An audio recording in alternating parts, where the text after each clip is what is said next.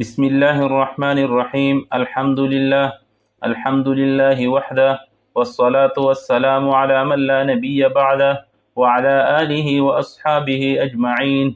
محترم ناظرین کرام، السلام علیکم ورحمۃ اللہ وبرکاتہ۔ آپ دیکھ رہے ہیں ترجمان الکتاب یوٹیوب چینل، جہاں ہم آپ تک مستند اسلامی کتابیں پہنچاتے ہیں۔ اسی سلسلے میں آج آپ کے مسائل اور ان کا حل سے مسئلہ تقدیر کی مزید وضاحت کرتے ہیں۔ مسئلہ تقدیر کی مزید وضاحت۔ سوال: آپ نے اپنے جنگ کے کالم میں ایک خاتون کے سوال تقدیر الہی کیا ہے کا جواب تحریر فرمایا۔ آپ کے جواب نے ذہن میں پڑی ہوئی گرہ کو پھر سے اجاگر کر دیا ہے۔ آپ نے لکھا ہے کہ ہر چیز تقدیر الہی کے تابع ہے۔ انسان کی زندگی سے متعلق تمام باتیں پہلے سے لکھ دی جاتی ہے۔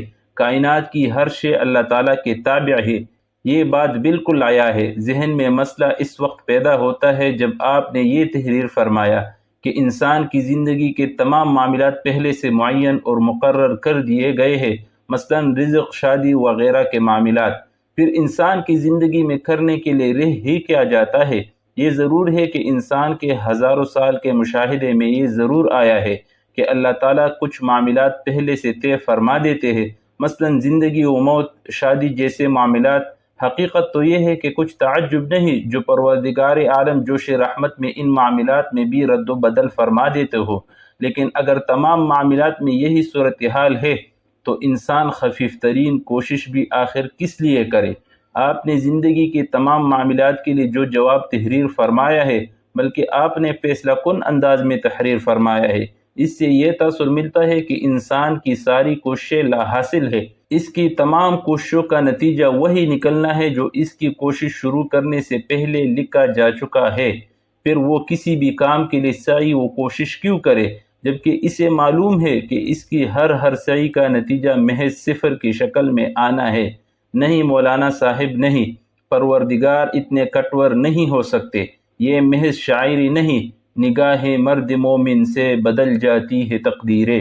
میں آپ کی توجہ ارشاد باری تعالیٰ کے ان الفاظ کی طرف بھی مبذول کرانا چاہوں گی جس کا ترجمہ ہے کہ ہر شخص کو اتنا ہی ملے گا جتنی اس نے کوشش کی۔ اب محترم یوسف صاحب، یہ دلیل نہ دیجیے گا کہ انسان کی کوشش کا فیصلہ بھی پہلے کیا جا چکا ہے، یعنی یہ کہ وہ کوشش کتنی کرے گا، یہ دلیل بحث برائے بحث ہوگی، کیونکہ اس کا مطلب وہی ہو جائے گا کہ ہر بات کا فیصلہ پہلے سے کیا جا چکا ہے، جبکہ مندرجبالہ آیات کا یہ مطلب ہرگز نہیں نکالا جا سکتا۔ خدشہ ہے کہ لاکھوں افراد جو یہ کالم پڑھتے ہیں آپ کے جواب سے زندگی کی ساری دلچسپیاں کھو چکے ہوں گے یا فکر میں مبتلا ہو چکے ہوں گے۔ دعا کا فلسفہ۔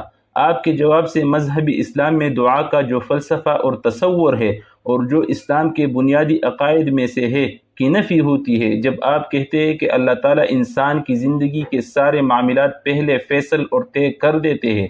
انسان کچھ بھی کرے، ہونا وہی ہے جو اس کی تقدیر میں لکھا ہے۔ اب اللہ تعالیٰ کا کوئی بندہ اپنی کسی مشکل یا مصیبت سے نجات کے لیے پروردگار عالم سے التجا اور دعا کرتا ہے تو آپ کے جواب کے موجب وہ گویا دیوار سے سر پھوڑتا ہے، کیونکہ اس کی زندگی میں ہونا تو وہی ہے جو پہلے سے اس کی تقدیر میں لکھا جا چکا ہے۔ پھر بلا دعا کے لیے کیا جگہ باقی رہ جاتی ہے؟ پھر اس کا مطلب کیا ہے؟ اللہ تعالیٰ دعا سننے والے ہے، اور خالق کائنات کی یہ پرشفقت الفاظ کے اللہ کی رحمت سے مایوس نہ ہو کیا معنی رکھتی ہے؟ یہ بھی یاد رکھیے، ریجیڈیٹی اور رحمت یکجا نہیں ہو سکتے۔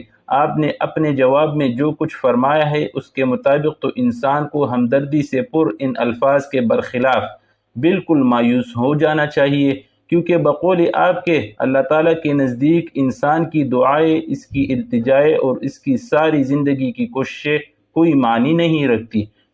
تیسری بات جو آپ کے جواب کی تردید کرتی ہے وہ اقوام عالم کی تاریخ ہے۔ آج امریکہ اور پورا یورپ ترقی کی شاہراہ پر گامزن ہے، کم از کم مادی ترقی کے لحاظ سے، ویسے اخلاقی لحاظ سے بھی وہ مسلمانوں سے کہیں بہتر ہے۔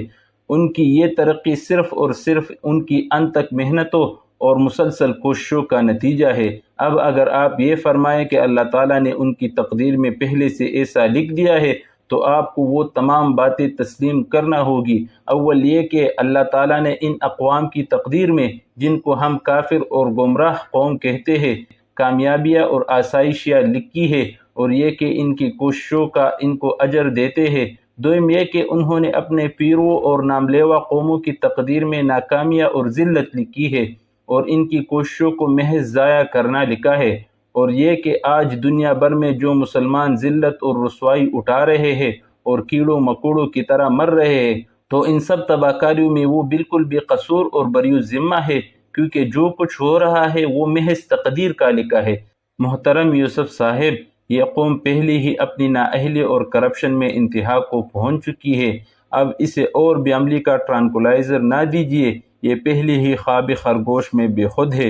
اسے یہ بتائیے کہ ستارہ کیا تیری تقدیر کی خبر دے گا، وہ خود فراخی افلاک میں ہے خاک زبوں، عطا ہو رومی ہو راضی کے غزالی ہو، کچھ ہاتھ نہیں آتا ہے بے آہ سحر گاہی۔ جواب: آپ کے تینوں سوالوں کا جواب میری تحریر میں موجود تھا، مگر جناب نے غور نہیں فرمایا۔ بہرحال آپ کی رعایت کے لیے چند امور دوبارہ لکھتا ہوں۔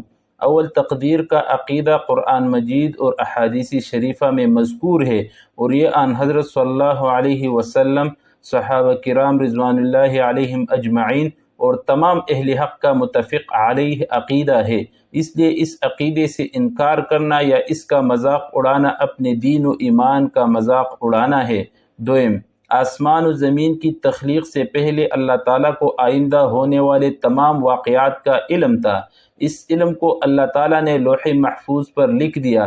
دنیا میں جو کچھ ہو رہا ہے اللہ تعالیٰ کی اسی علم اور اسی نوشتے کے مطابق ہو رہا ہے، اس کے خلاف نہیں ہو سکتا۔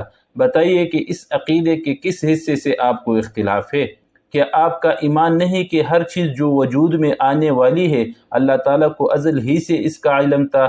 اگر آپ کو اس سے انکار ہے تو اس کا مطلب یہ ہے کہ آپ خدا کو بے علم یا بے علم کو خدا مانتی ہے، اور یہ کفر ہے۔ اور اگر آپ کہتی ہے کہ خدا کو علم تو تھا مگر ضروری نہیں جس طرح اس کو علم تھا اسی طرح چیزیں وقوع میں بھی آئے، تو اس کے معنی یہ ہوں گے کہ خدا کا علم غلط نکلا۔ مثال کے طور پر میرے پیدا ہونے سے لے کر مرنے تک کے حالات، افعال، اقوال، حرکات، سکنات وغیرہ وغیرہ سب اللہ تعالیٰ کو معلوم تھی یا نہیں؟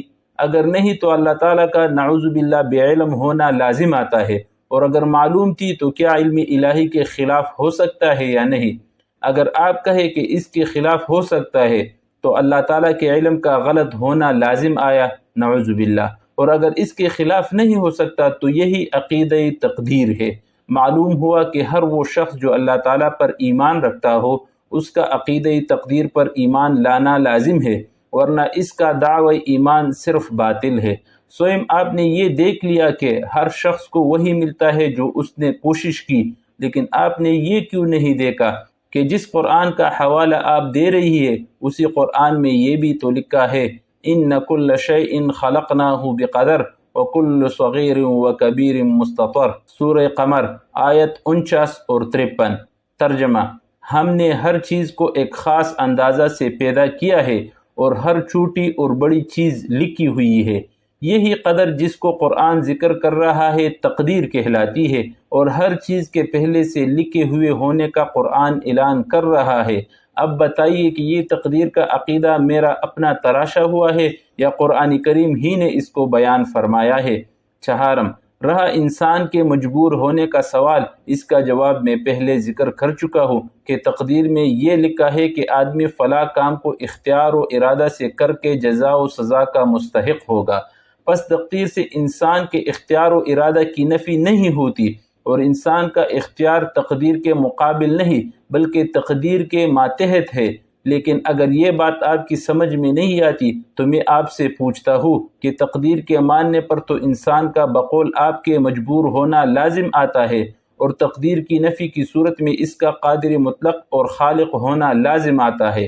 آپ کے خیال میں انسان کو قادر مطلق اور اپنی تقدیر کا خود خالق ماننا کیا اس کو خدائی کے منصب پر بٹھانا نہیں؟ پنجم، آپ کا یہ سمجھنا کہ اگر تقدیر برحق ہے تو انسان کی کوشش لا حاصل ہے، یہ اس لیے غلط ہے کہ انسان کو ارادہ و اختیار کی دولت دے کر محنت و سعی کا حکم دیا گیا ہے، اور تقدیر یعنی علم الہی میں یہ کہلایا گیا ہے کہ فلاں شخص اتنی محنت کرے گا اور اس پر یہ نتیجہ مرتب ہوگا۔ جب محنت و کوشش بھی تقدیر پر لکھی ہوتی ہے اور اس پر مرتب ہونے والا نتیجہ بھی نوشتہ تقدیر ہے تو محنت لا حاصل کیسے ہوئی؟ اور نگاہ مرد مومن سے بدل جاتی ہے تقدیریں تو میرے عقیدے کی تفسیر ہے۔ تقدیر میں لکھا ہوا ہے کہ فلاں مرد مومن کی نگاہ سے فلاں کام ہو جائے گا، یہ بدلی ہوئی تقدیر بھی اصل تقدیر کے ماتحت ہے، اس سے باہر نہیں۔ ششم: آپ نے تقدیر کا مسئلہ سمجھا ہی نہیں، اس لیے دعا کو تقدیر کے خلاف سمجھ لیا، حالانکہ دعا بھی اسباب میں سے ایک سبب ہے اور تقدیر میں تمام اسباب بھی تحریر شدہ ہے۔ پس تقدیر میں یہ بھی لکھا ہے کہ فلاں بندہ اللہ تعالیٰ سے دعا کرے گا اور اللہ تعالیٰ کے سامنے گڑ گڑائے گا تو اس کا فلاں کام ہو جائے گا۔ ہفتم یہی سے یہ بھی معلوم ہو گیا کہ تقدیر کا عقیدہ نہ تو اسباب کے اختیار کرنے سے روکتا ہے نہ مایوسی پیدا کرتا ہے، بلکہ اس کے برعکس زیادہ سے زیادہ محنت کی دعوت دیتا ہے اور مایوسی کا سب سے بڑا سہارا ہے۔ یہی وجہ ہے کہ جو لوگ عقیدہ تقدیر سے جاہل ہے وہ بسا اوقات حالات سے تنگ آ کر خودکشی جیسی حماقت کر لیتے ہیں، لیکن آپ نے ایک پکے سچے مومن کو جو اللہ تعالیٰ پر پورا ایمان اور بھروسہ رکھتا ہو کبھی خودکشی کرتے نہیں دیکھا ہوگا۔ عقیدہ تقدیر پر ایمان رکھنے والے جتنی دعائیں اور التجائیں اللہ تعالیٰ سے کرتے ہیں دوسرے لوگ نہیں کرتے، اور عقیدہ تقدیر پر ایمان رکھنے والے جتنی محنت کرتے ہیں وہ دوسروں کو نصیب نہیں۔ خود میری مثال آپ کے سامنے ہے۔ اللہ تعالیٰ کا شکر ہے کہ اپنی ضعف و کمزوری کے باوجود 3 آدمیوں کے برابر کام کرتا ہوں، اس لیے آپ کا نظریہ معروضی طور پر غلط ہے۔ ہشتم: آپ اقوام مغرب کے مقابلے میں کچھ زیادہ ہی احساسی کمتری کا شکار ہے۔ ان کی مادی ترقی سے مرعوب ہو کر آپ نے ان کو مسلمانوں کے مقابلے میں اخلاقی برتری کی بھی سند عطا کر دی۔ میں نہیں سمجھ سکا کہ انہیں کون سی اخلاقی برتری حاصل ہے۔ کیا ان ممالک میں زنا اور شراب نوشی کی شرح اسلامی ممالک کی نسبت کم ہے؟ آپ کو یاد ہوگا کہ نیو یارک میں چند گھنٹے کے لیے بجلی کی روح چلی گئی تھی تو وہاں چوری، ڈاکہ زنی اور بدماشی کا کیسا بازار گرم ہوا تھا۔ کیا ان کی یہی اخلاقی برتری ہے جس کے قصیدے آپ پڑھ رہی ہے؟ اور پھر آپ ان کا مقابلہ آج کے مسلمانوں سے کر رہی ہے جن کو دیکھ کے شرمائے یہود۔ کیا ان مسلمانوں کی بدعملی عقیدہ تقدیر کی وجہ سے ہے؟ بلکہ عقیدہ تقدیر اور دیگر صحیح عقائد کے دل میں نہ رہنے کی وجہ سے ہے۔ اور اقوام مغرب کی مادی ترقی اول تو میری نظر میں اس لائق ہی نہیں کہ اس کی طرف التفات کیا جائے۔ ان قوموں کو جو مادی ترقی حاصل ہے کیا ہمارے آن حضرت صلی اللہ علیہ وسلم سے پہلے کے انبیاء کرام علیہ السلام کو بھی حاصل تھی؟ فرعون اور موسیٰ علیہ السلام کے واقعے پر غور کیجئے۔ یہ مادیت فرعون کے پاس تھی یا موسیٰ علیہ السلام کے پاس؟ حضرت ابراہیم علیہ السلام اور ان کے مقابلے میں نمرود کو دیکھیے، جو مادی ساز و سامان اور کر و فر نمرود کو حاصل تھا کیا ابراہیم علیہ السلام کو بھی حاصل تھا؟ ہمارے آن حضرت صلی اللہ علیہ وسلم اور آپ صلی اللہ علیہ وسلم کے ہم عصر قیصر و کسریٰ کو لیجئے، کیا آن حضرت صلی اللہ علیہ وسلم کو بھی وہ مادی ساز و سامان حاصل تھا جو قیصر و کسریٰ کو میسر تھا؟ اگر بقول آپ کے اہل مغرب مسلمانوں سے محض مادی ترقی کی بنا پر فائق ہے تو ذرا اقوام عالم کی تاریخ پر نظر ڈال کر دیکھیے، کیا دنیا کی آسائش انبیاء کرام علیہ السلام کے مقابلے میں گمراہ اور بے خدا قوموں کو حاصل نہیں رہی؟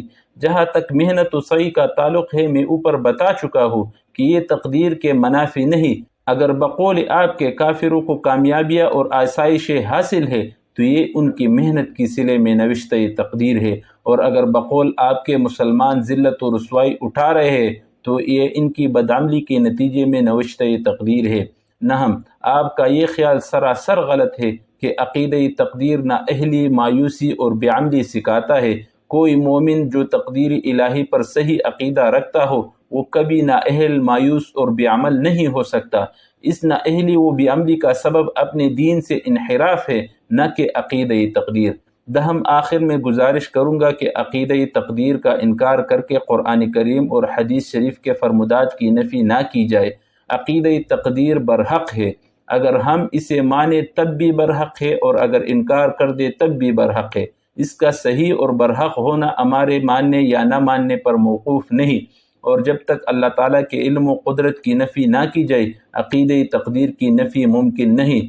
آپ کو اختیار ہے کہ عقیدہ تقدیر پر ایمان لا کر اللہ تعالیٰ کے علم محیط اور قدرت کاملہ کو مان لے، یا عقیدہ تقدیر کا انکار کر کے اللہ تعالیٰ کے علم و قدرت سے بھی دستبردار ہو جائے۔ مشکل یہ ہے کہ آپ نے دین کے بنیادی عقائد کو باقاعدہ سیکھا نہیں، اس لیے ذہن الجھا ہوا ہے۔ اگر آپ دین کو سمجھنا چاہتی ہے تو اپنی ادھوری معلومات پر اکتفا نہ کرے، بلکہ دین کی کتابوں کو صحیح طور پر پڑھے۔ میرا خیال ہے حضرت مولانا اشرف علی تھانوی رحمۃ اللہ علیہ کی کتاب بہشتی زیور بھی آپ کی نظر سے نہیں گزری۔ آپ اس کا مطالعہ کریں اور پھر کوئی اشکال ہو تو اس کو رفع کرنے کے لیے حاضر ہوں۔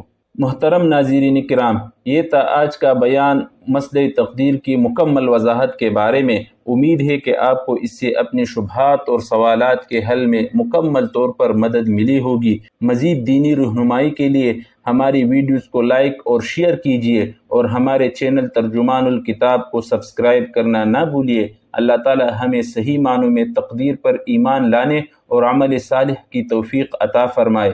آمین۔ والسلام علیکم ورحمۃ اللہ وبرکاتہ۔